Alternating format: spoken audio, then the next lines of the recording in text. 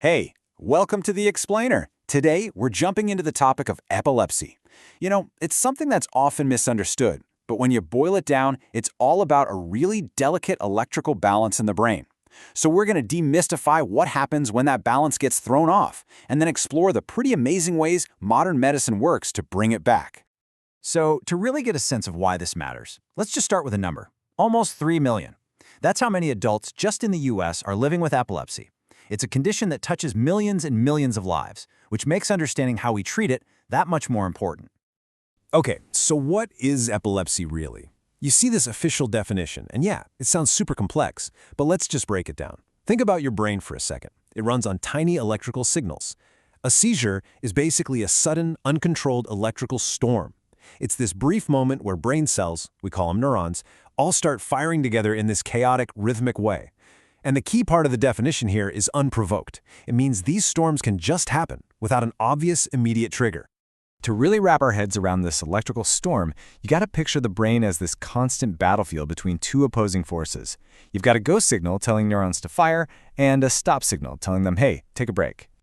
So that go signal, its real name is glutamate. It's what we call excitatory. It's basically the brain's gas pedal. And on the other team, you've got the stop signal. That's GABA. It's inhibitory. It's the brakes. Now, in a healthy brain, these two are in this beautiful, constant dance, a perfect balance. But with epilepsy, that balance gets all out of whack. The go signals start screaming way louder than the stop signals, and that's what kicks off the electrical storm we call a seizure. And that's the key, right there. It all comes down to this imbalance. This is the absolute core of the problem. So the entire goal of modern epilepsy treatment is to step into that battle between go and stop and help bring things back to normal. Every single medication we're about to talk about is designed to fix this one fundamental issue. Okay, so if the whole problem is this crazy electrical imbalance, how in the world do you go about fixing it? Well, the main strategy, the game plan for treatment, is to raise what's called the seizure threshold. I love this analogy. Think of your seizure threshold like a dam. For most people, that dam is built pretty high, so it can easily contain all the normal ups and downs of the brain's electrical water. But for someone with epilepsy, that dam is just lower. And because it's lower, it's much easier for the water to spill over the top and trigger a seizure. And that right there is the entire goal of what we call anti-epileptic drugs, or AEDs for short. Now, they don't cure the condition, but what they do is act like a construction crew. Their whole job is to show up and build that dam higher, to reinforce it, making it that much harder for the brain's electricity to overflow. It's all about stopping seizures before they even have a chance to start.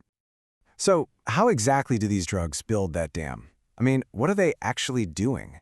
Well, it's not just one single strategy. It's actually a really clever four-pronged attack to get control back over the brain's signaling. And this, right here, is the heart of how these amazing medications work.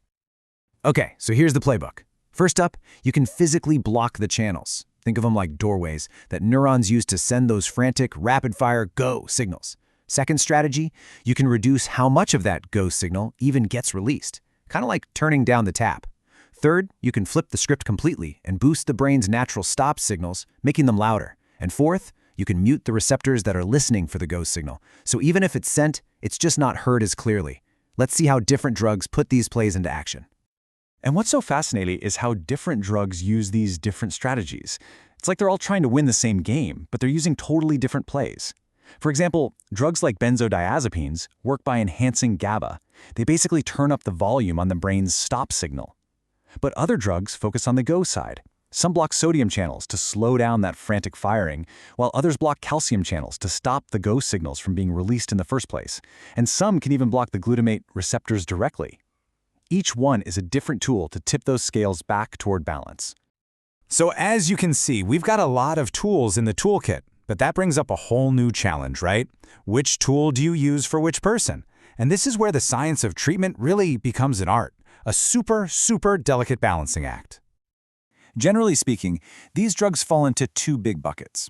You've got your broad-spectrum agents. Think of these like casting a wide net when you're fishing. They can be really effective for lots of different types of seizures. Then you have narrow-spectrum agents. These are more like using a very specific lure for a very specific type of fish.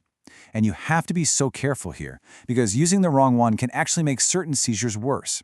It just shows how critical getting the right diagnosis is. And that balancing act, oh, it goes way deeper than just picking a drug. The ultimate goal, of course, is zero seizures. And ideally, you do that with just one medication to keep side effects to a minimum. But that's not always how it works out. Doctors are in this constant process of weighing a drug's effectiveness against potential side effects, things like dizziness or confusion, trying to find that perfect sweet spot for each and every patient. It is an incredibly personalized journey. Which leaves us with this final kind of amazing thought. It's one thing for us to understand the mechanics, but it's another thing entirely to apply it in the real world. You have dozens of different drugs, all with their own unique profiles, and millions of patients, each with their own unique brain chemistry and needs. It really makes you appreciate how treating epilepsy is like navigating a remarkable, complex puzzle, all in a constant effort to restore that one delicate and absolutely essential balance in the human brain.